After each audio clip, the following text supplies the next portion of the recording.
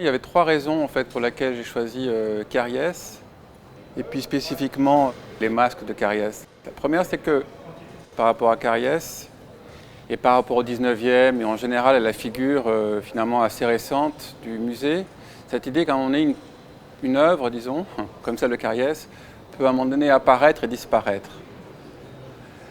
Elle est sujet aux contingences historiques.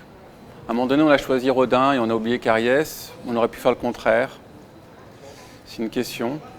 Mais c'est une question intéressante parce qu'elle montre que le musée, même le musée, est inscrit dans des processus de réinvention, dans le processus dans le sens où Deleuze entend le processus, c'est-à-dire une chose qui est constamment en train de se faire et de se refaire.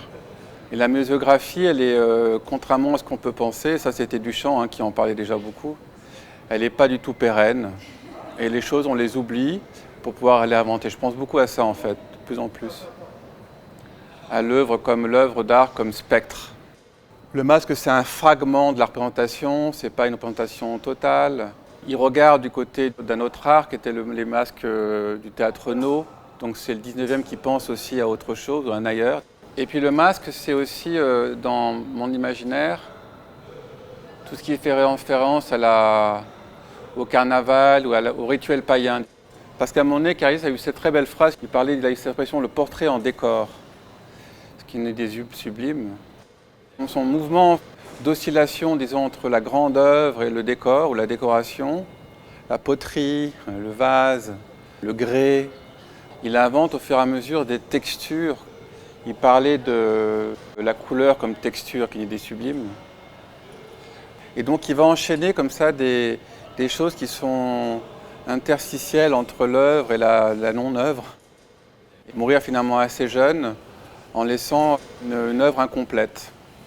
Et c'est précisément son incomplétude qui m'intéresse et ces fragments qui sont donnés à voir pour pouvoir après imaginer dans un espèce de chronotope des nouvelles fictions.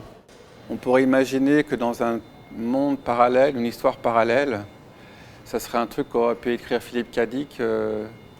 Caries a supplanté Rodin. Rodin est oublié. Finalement, c'est pas très intéressant. Ces sculptures, ces plâtres, sont dans les archives des musées. On ne sait plus où les mettre, il y en a tellement. Et puis on sacralise en fait Caries en Velázquez.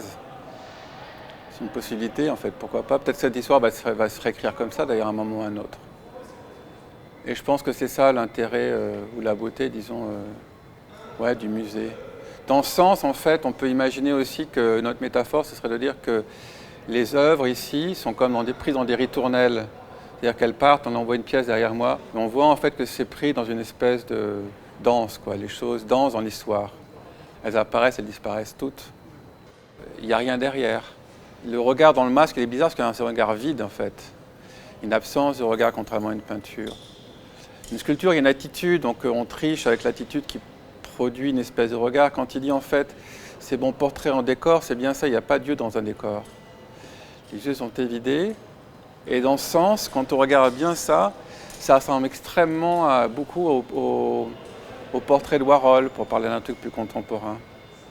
Parce que Warhol, c'est pas dans ses portraits, il n'y a rien. Il y a une espèce de mort, quoi. Et il y a un très beau film de Warhol qui s'appelait Les plus belles filles de Chelsea, où il demande à ses top modèles de fixer la caméra sans jamais cligner des yeux, et elles pleurent toutes. Et ben on voit que dans les masques de Caries, ils pleurent tous. La nature est un temple où de vivants piliers laissent parfois sortir de confuses paroles. L'homme y passe à travers des forêts de symboles qui l'observent avec des regards familiers, comme de longs échos qui de loin se confondent dans une ténébreuse et profonde unité, vaste comme la nuit et comme la clarté. Les parfums, les couleurs et les sons se répondent. Il est des parfums frais comme des chairs d'enfants doux, comme les hautbois verts, comme les prairies et d'autres, corrompus, riches et triomphants, ayant l'expansion des choses infinies, comme l'ambre, le musc, le benjoin et l'encens qui chantent les transports de l'esprit et des sens.